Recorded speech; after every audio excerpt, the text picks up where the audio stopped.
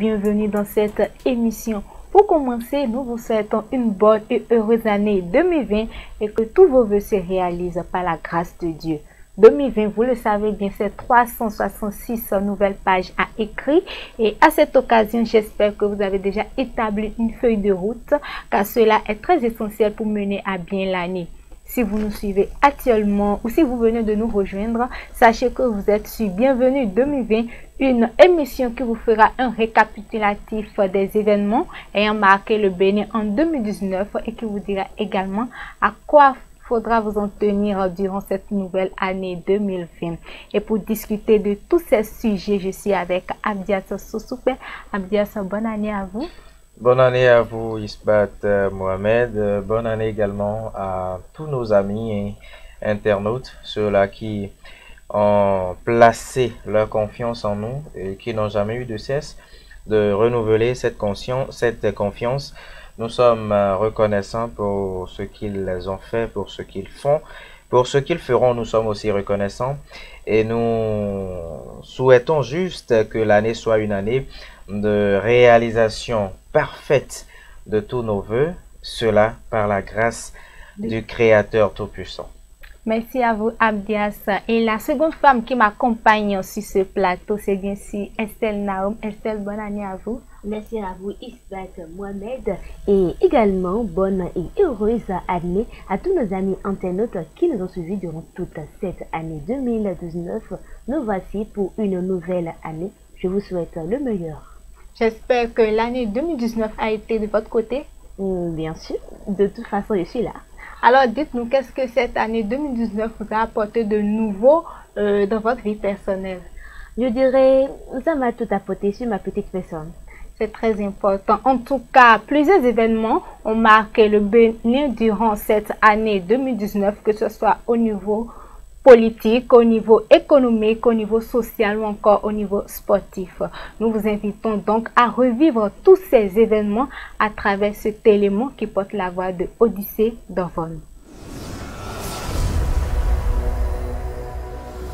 L'année 2019 a été celle des grands événements qui ont fait parler du Bénin à l'international. Au départ, elle a été secouée par le procès sur l'affaire ICC Services à la Criette qui s'est soldé par l'arrestation de plusieurs personnes et par le remboursement de montants aux victimes de cette affaire. Le 20 février 2019, l'ex-préfet du littoral Modeste Toboula, qui a suivi l'opération de déguerpissement dans la ville de Cotonou, ainsi que son ministre de tutelle d'alors, Barnabé Dassigli, ont été limogés, impliqués dans une affaire domaniale les concernant. Limogeage noté également à la tête de la police républicaine. Le DGPR Nazer Rounokwe a été levé de ses fonctions à la suite de la décision du Conseil des ministres du 17 juillet 2019. Parlant des élections législatives, le 28 avril 2019 était la date retenue pour le vote. Dans cette course où deux listes soutenant le président Patrice Talon, l'Union progressiste et le Bloc républicain ont été autorisés. L'ensemble de l'opposition, elle, a été exclue, n'ayant pas obtenu leur certificat de conformité. De cette exclusion est née des manifestations des forces de l'opposition, dont la marche allant du stade général Mathieu Kérékou à l'Étoile Rouge, où elles étaient accompagnées de 20 000 participants, à en croire les organisateurs. Malgré les manifestations, ce scrutin a eu lieu à la date convenue. Mais le déroulement de la journée de vote a été marqué par des incidents dans plusieurs villes. À Tchaourou, ville natale de l'ancien président Thomas Boniaï, des manifestations violentes empêchent la tenue du vote dans le centre de la ville. À Parakou, grande ville du nord du Bénin, des urnes sont brûlées. Selon Emmanuel Tiando, président de la Commission électorale nationale autonome Sénat, le vote n'a pas pu avoir lieu dans 39 arrondissements sur les 546 qui comptent le pays. Des morts sont à déplorer ainsi que plusieurs incidents. Saccage de bureaux de vote, affrontements entre manifestants et forces de sécurité ou entre partisans de différents partis politiques. Ces élections ont été également marquées par par un fort taux d'abstention qui s'élève à près de 73%. Les résultats de ces échéances font état de 47 sièges obtenus par l'Union progressiste contre 36 pour le bloc républicain. La violence qui a débuté le jour du scrutin s'est étendue dans le pays les jours suivants. Une partie des violences se concentre autour de la demeure de l'ancien président Boni Yayi qui a été entouré par la police le 1er mai 2019. Cette situation provoque l'intervention des militants déclarant s'opposer à une tentative d'arrestation pendant que le ministre de l'Intérieur affirme que les forces déployées dans le quartier ont pour but de préserver le calme et de limiter les violences. Des affrontements violents ont lieu dans les alentours avec pour bilan des dégâts matériels, des pertes en vies humaines, des blessés. Amnesty International dénonce la mort de 4 manifestants ainsi que des arrestations arbitraires, y compris celles d'un blessé grave. Au nombre de ces arrestations, on note celle de 4 étudiants de l'université d'Abomey-Calavi pour violence pendant la période post-électorale et qui sont libérés après 6 mois d'emprisonnement. Le domicile de l'ancien président Boni Yayi, militarisé dès le début des violences post-électorales, a été démilitarisé 2 mois après, c'est-à-dire dans la nuit du 21 au 22 juin. Cette crise politique qu'a traversé le Bénin a connu l'intervention de la CEDEAO, de l'ancien président du Nigeria Olusegun Obasanjo, de celui du Ghana John Kufuor et bien d'autres. Toujours au plan politique, la révision de la Constitution engagée à 2 reprises sans succès par le président Patrice Talon au début de son mandat a été effective le 1er novembre 2019.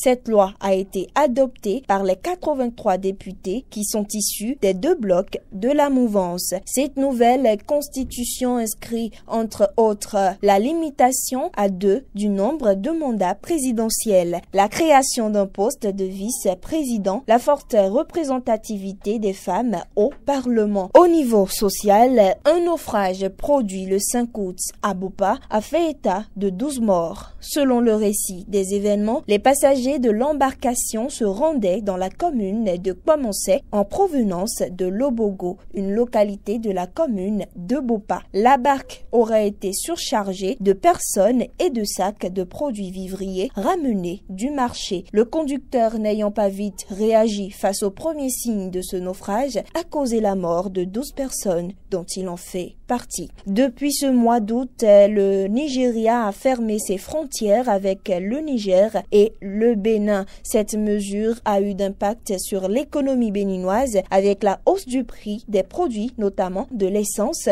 qui s'est vendue jusqu'à 1200 francs CFA le litre. Concernant cette situation, le président nigérian est toujours incertain sur la date d'ouverture de ses frontières. Crise diplomatique avec l'exclusion de l'ambassadeur de l'Union européenne au Bénin. Le gouvernement a accusé Olivier Net d'ingérence dans les affaires de politique intérieure et de ne pas respecter son devoir de réserve de diplomate. L'homme a définitivement quitté le territoire béninois le 29 novembre 2019. En réponse à ce renvoi, l'Union européenne a également expulsé le chef de la mission du Bénin auprès de l'Union européenne. Cette dernière affirme que l'expulsion de son représentant est totalement injustifiée et contraire aux objectifs de développement des relations et de construire des partenariats dans les pays tierces. Parlant des médias, la radio Soleil FM de Sébastien Adjavon a été suspendue par la HAC le 17 décembre. Pour le ministre de la Communication, Alain Oronla, le gouvernement n'est ni de près ni de loin impliqué dans cette suspension. Au plan sportif, le Bénin a marqué un grand coup en passant la phase de premier tour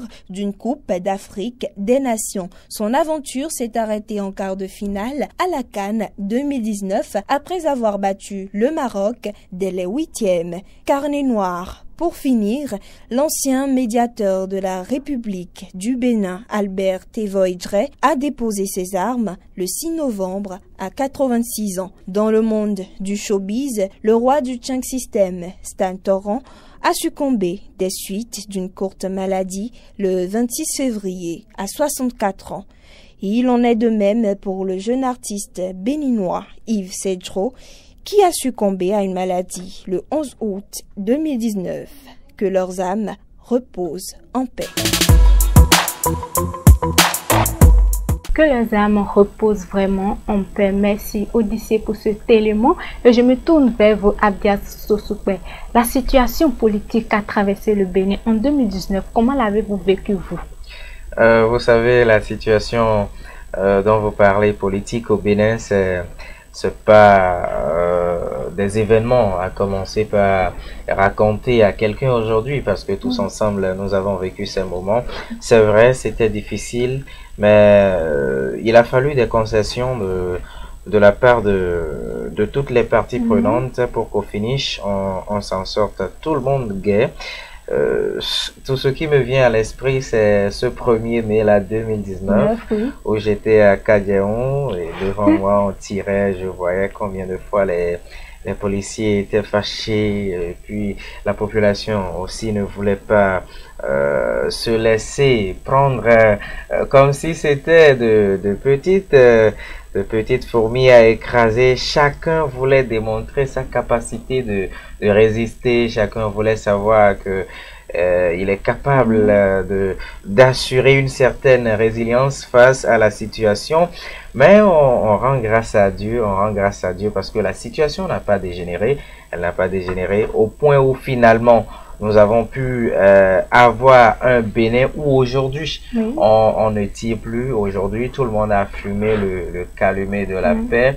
Ça on l'attribue à l'ingéniosité de Patrice Talon qui a su inviter les acteurs à une même table de négociation, et à la sortie de cette négociation, nous savons qu'il y a eu certaines modifications, surtout au niveau politique, la révision par exemple de la Constitution, avec surtout certaines lois qui favorisent la remise en liberté de ces personnes-là qui ont été arrêtées, incarcérées au moment où il y avait des troubles un peu partout dans le pays. Donc tout cela a fait que la tension a été abaissée, et aujourd'hui nous vivons dans un Bénin un peu gai, même si au plan économique on continue de crier la rupture, ça ne va pas.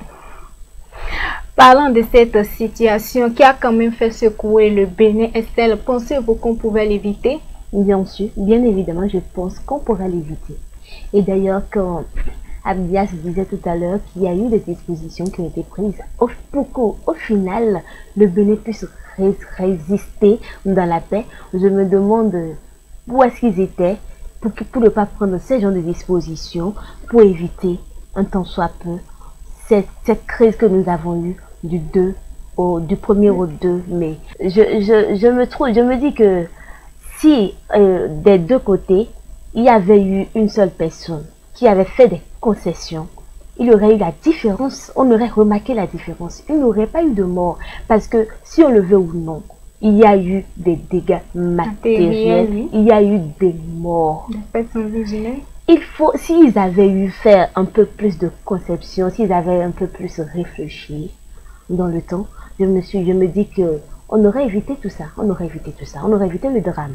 Vous ne pensez pas que l'important est que le Bénin ait pu sortir de cette situation? Oui, parce que oui, je vais dire que malgré tout, ils ont évité le pire. Et c'est l'essentiel. Je ne suis pas d'accord avec Naoum qui dit que c'est pour elle comme les gens n'avaient pas mieux réfléchi. En fait, c'était quoi le problème? Il y avait certains qui devraient participer aux élections législatives. C'était ça le point de départ de ce qui nous a amené dans ce pétrin, dans cette situation bizarre que tout le monde a décrié. On a révélé le Bénin aussi sur ce plan-là. Vous n'êtes pas sans le savoir. Le Bénin révélé, puisque nous sommes dans un contexte de révélation. Et le Bénin sur ce plan a été révélé. Vous savez, chacun veut gouverner le pays, chacun veut diriger le pays, chacun veut pouvoir se positionner dans les instances de prise de décision. Mais qu'est-ce qui n'a pas marché? On dit, mais vous n'avez pas le papier nécessaire pour prétendre avoir ce qu'il vous faut pour être à ces postes-là. Pourquoi justement faire sortir le papier là, en cette année de des élections législatives? Vous savez, chaque politique a sa manière de gouverner les choses. Et on ne doit pas attendre, ou bien on ne doit pas attendre que les choses passent d'abord avant qu'on ne réfléchisse mieux. Donc c'est en réfléchissant mieux. Vous savez, on veut révéler le Bénin. C'est là les réformes. Donc tout le monde doit pouvoir répondre aux exigences des réformes. Donc en ce temps, les autres, ils ont pris le temps à bavarder. Les opposants, je veux dire, ils ont pris le temps à bavarder, à casser, à faire des marches de protestation au lieu d'aller se conformer aux nouvelles dispositions en vigueur. Ne pensez-vous pas que c'était une manière pour eux de se défendre en fait?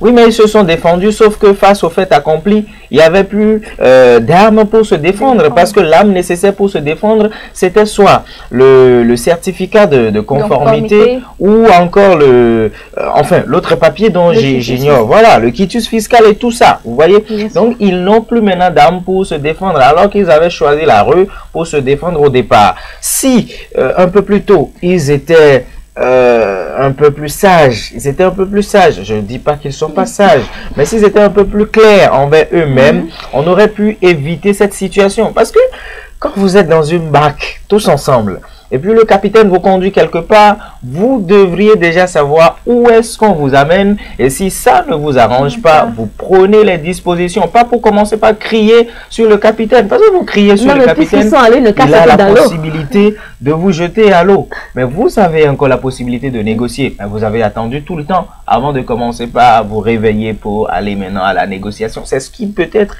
a conduit à ce que nous avons vu. L'autre côté aussi, mais pourquoi attendre ce moment-là pour imposer ces papiers? Pourquoi attendre ce moment-là? Personne n'est dans le secret des dieux. Seuls eux, ils savent pourquoi ils l'ont fait, mais les autres aussi feraient mieux se mettre au pas que de rester dans les rues à crier, à faire des conférences de presse à 4 h du matin pendant que les autres, ils ne dorment pas, ils réfléchissent à leur stratégie. Comment savez-vous que les autres ne dorment pas, ils réfléchissent pendant que les autres crient, comme vous le dites si bien? Vous savez, nous sommes journalistes, nous avons tout vu dans ce pays. Nous avons tout vu. Nous avons tout vu. On est allé sur des terrains de reportage au petit matin. On est allé sur des terrains de reportage au petit matin, ça je l'affirme. Au petit matin, ils savent ce dont je parle. Donc, on ne peut pas se permettre aujourd'hui de jeter le tort à une partie et dire que bon, voilà, ce sont eux qui ont tort. Tous ensemble, tout le monde a été fautif. Heureusement que ce soit les fautifs, que ce soit ceux qui avaient raison, ils ont compris et par la suite, ils se sont retrouvés à une table de négociation. Même si là aussi, on a continué à parler de l'exclusion. Merci Ambiance, je pense que l'essentiel dans cette affaire est de préserver la paix au Bénin. Et la paix est préservée, nous y sommes. Car c'est ce qui nous est cher. Le second sujet qui me tient justement à cœur, c'est le parcours, je dirais, appréciable du Bénin à la CAN en 2019. Ambiance, comment pouvez-vous qualifier ce parcours que je dirais très appréciable, voilà. Oui, vous savez, les écureuils du Bénin, personne ne pouvait s'attendre. Après plusieurs années d'absence à la CAN, personne ne pouvait attendre cette prestance, cette belle qualité, cette performance de la part des poulains du ministre Romeki, parce que on a désespéré.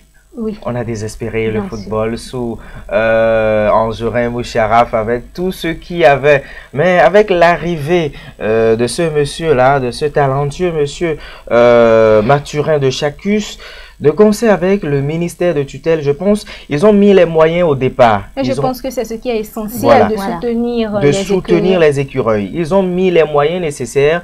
Les écureuils ont travaillé eux aussi en retour. Et c'est ça qui a donné la performance que nous avons constatée à la CAN. Ça, vous ne le savez peut-être pas, je vous le crache aujourd'hui. Ce jour-là où le Bénin allait faire son dernier match pour revenir. Le match contre le Sénégal. Le match contre le Sénégal. Ce jour-là, je vous rassure, je devrais présenter l'édition, le journal à 19 h, mais je vous rassure, j'étais pas à la radio. Je suis parti suivre le match quelque part.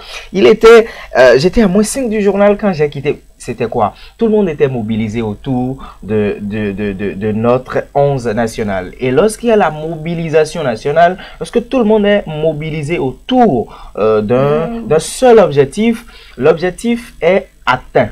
l'objectif est atteint. Vous allez constater que dans ce pays, lorsque tout n'allait plus au niveau des écureuils et l'artiste Ignace Dometok a commencé par chanter Allez les écureuils et tout le monde a pris le refrain, en ce moment, on a connu une certaine performance. Donc c'est la même chose aujourd'hui avec le Bénin révélé et qui a su mettre les moyens au niveau de toute la machine écureuil du Bénin pour qu'on ait cette prestation, cette meilleure prestation d'ailleurs des écureuils à la CAN. Voilà, c'était tellement beau. Ça a quand même ça a quand même permis que le climat dans lequel nous vivions soit un peu modéré, parce qu'au départ c'était la chaleur partout au Bénin. Voilà. Mais lorsque les écureuils mettent un seul but, que ce soit l'opposition, que ce soit l'inclus, que ce soit l'exclu, tout le monde on se retrouve ensemble, on fait la fête et demain les rivalités continuent. Mais après demain, lorsque les écureuils jouent, on devient encore des amis. C'est clair. Voilà. Estelle, le Bénin à la CAN 2019, quelle est la rencontre que vous avez le plus marquée?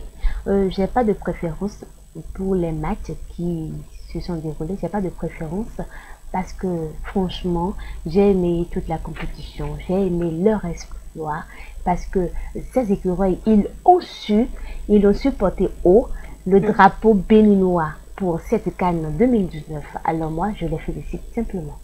Pour rappel, chers internautes, le Bénin a déjà disputé ces 2 premières rencontres entrant dans le cadre des éliminatoires de la CAN 2021 et se place actuellement derrière le Nigeria dans un groupe L composé du Nigeria, du Lesotho et de la Sierra Leone. Cette émission se poursuit et nous allons à présent parler de l'année 2020 avec Estelle Naom. Nous allons parler à présent numérologie. Et que peut-on comprendre par numérologie, chers amis internautes? Vous devrez d'abord savoir que dans numérologie, il y a le numéro, il y a les nombres. C'est-à-dire que numérologie, c'est une addition des nombres de chaque année ou alors une addition des nombres de votre année de naissance. Quand on parle de numérologie, on parle de durée de vie ou carrément du nombre de vies. On parle également des chances de vie de votre année de naissance ou de votre année de suivi. Nous n'allons pas seulement parler de numérologie, nous allons aussi faire un tour de l'autre côté des religions. Dites-moi, Abdias, est-ce que vous savez que dans l'année 2020, le phare révèle qu'il ne faudra pas chercher la femme ou le phare révèle que la femme est très dangereuse pour l'année 2020? Mais si on mène le combat selon lequel la femme doit prendre la tête des choses, un combat qui consiste à amener la femme à être leader, et aujourd'hui vous et votre phare vous nous dites que on ne doit pas s'approcher de la femme, ça fait le problème du phare et de ses acolytes, ça fait pas moi mon problème. Le phare ne ment pas, Bias, le phare ne ment pas et vous le saurez tout à l'heure. Vous savez, depuis quelques années déjà, la consultation du phare au Bénin est devenue coutume, est devenue chose faite. Et cette année encore, la consultation du phare s'est faite. Nous avons 2 versions différentes de consultation du phare avec 2 prêtres différents. Et j'aimerais vous inviter à suivre. Nous avons le signe les Taïbé comme thème principal. Et comme ascendant, nous avons Toula Cholo dit, et puis nous avons dit Troupin. En résumé, juste, je tiens à rappeler, selon les prédictions, qu'il faut concentrer les efforts sur les préoccupations internes du pays, au lieu de se focaliser sur la diplomatie à l'international. Parce que cette diplomatie, sans les préoccupations de l'intérieur, sont vouées à l'échec. Donc nous tenons déjà à rappeler les autorités à divers niveaux et également celles en charge de notre diplomatie de retourner d'abord les efforts à l'intérieur de notre nation. Puis le phare a également parlé des turpitudes de certains qui vont mettre en mal cette diplomatie-là à l'international. Les prévisions financières, le phare revient là-dessus, malheureusement ne seront pas atteintes.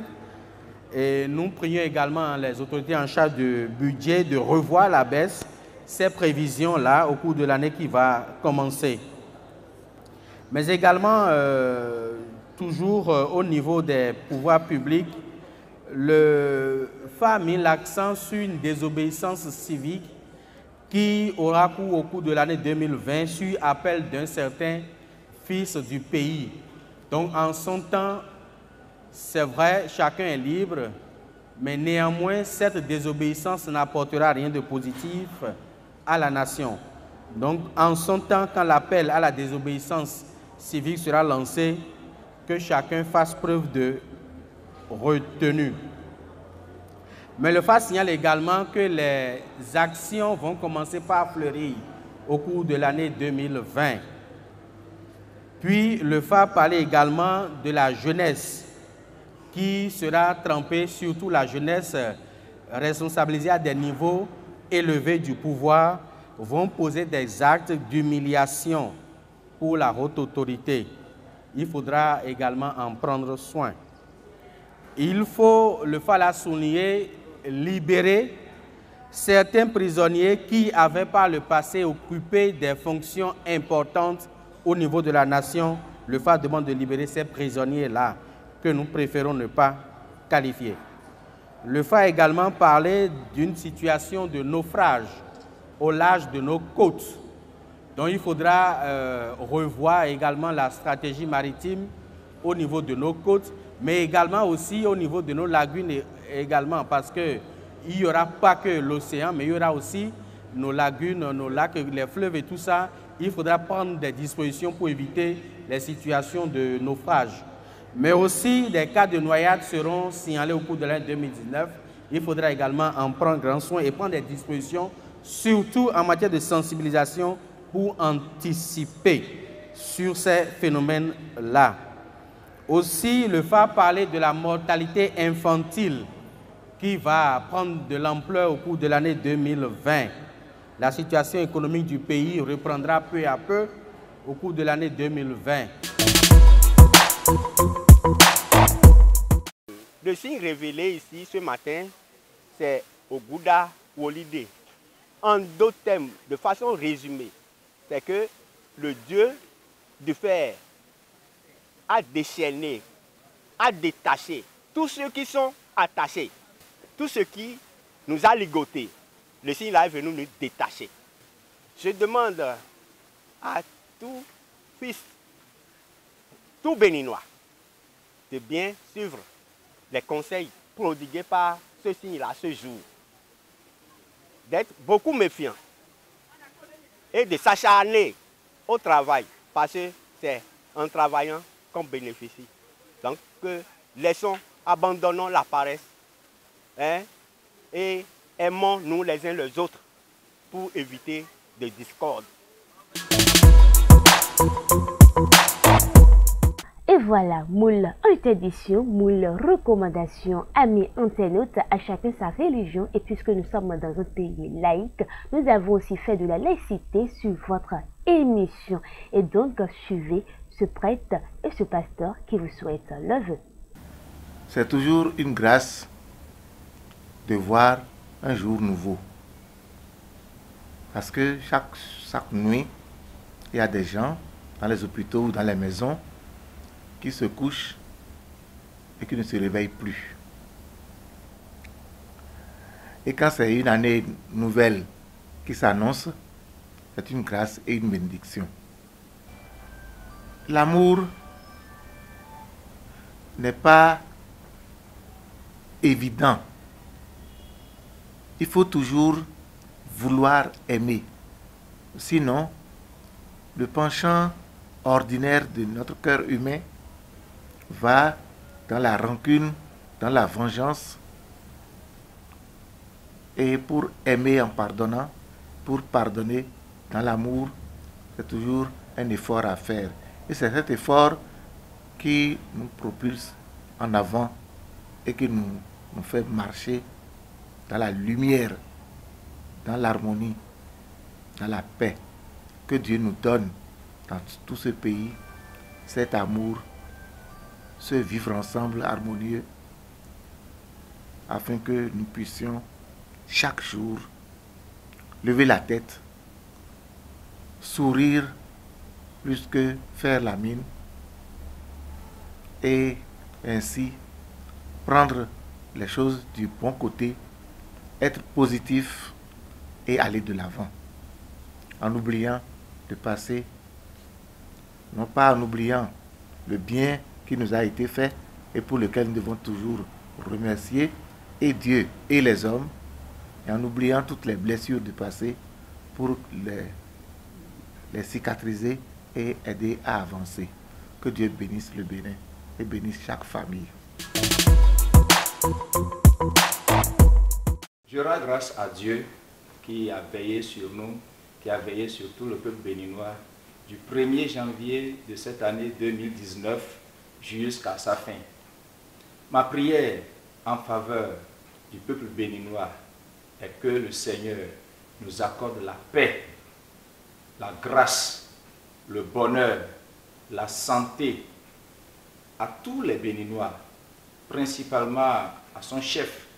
Je voudrais ainsi nommer notre président Patrice Guillaume Athanase Talon et tout son gouvernement, toutes les institutions de la nation, que le Seigneur les garde chacun dans la paix. Et je prie également que Dieu de bonté, le Dieu de bonté, veille sur toutes les églises, afin que chaque église évolue la main dans la main avec le Seigneur.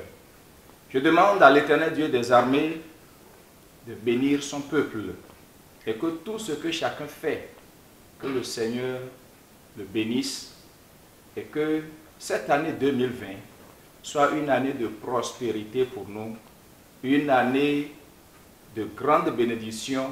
Je demande aussi l'attachement à Dieu, à tous les Béninois, à tous ceux-là qui ont déjà confié leur vie au Seigneur. Et je voudrais, pour finir, prier tous ceux-là qui n'ont pas encore confié leur vie au Seigneur, de le faire le plus tôt que possible, parce que nul ne sait quand Jésus va revenir. Que l'année 2020 soit une année heureuse pour chacun et pour tous, dans le nom de Jésus. Je vous remercie. Ce sera tout, Isbat Mohamed. Je vous passe le témoin. Merci à vous, Estelle Naoum. Voilà, nous sommes à la fin de cette émission Abdias. Avez-vous peut-être quelque chose à dire pour finir? Tout ce que j'ai à dire, c'est de souhaiter mes vœux les meilleurs à tous nos amis, ceux qui nous suivent. Je l'ai dit à l'entame de l'émission. Je leur souhaite mes vœux les meilleurs, mes vœux de santé, mes vœux de bonheur, mes vœux autant pour moi de prospérité et surtout continuez à nous faire confiance et nous promettons ne pas vous décevoir. Estelle? Bon, je vais d'abord commencer par souhaiter une bonne et heureuse année à tout le personnel de Peuple TV, à tous ceux-là qui nous ont accompagnés durant toute l'année 2019 et je leur demanderai de continuer gentiment à nous accompagner pour l'année 2020 et pour les autres années à venir. Je vais demander également à nos amis internautes de continuer à nous soutenir, surtout parce que sans eux, nous ne pourrions rien faire. Alors, bonne année à eux. Merci à tous les deux de m'avoir accompagné sur ce plateau et je remercie également l'équipe technique avec à sa tête Olivier Bombelou. Sans oublier vous, chers internautes, et retenez que l'année 2020 sera faite de beaucoup de surprises et qu'elles soient bonnes ou mauvaises. L'essentiel est de garder le cap et de beaucoup prier et par la grâce de Dieu, tout ira bien. Merci encore et restez connectés sur les programmes de la www.peupltv.net.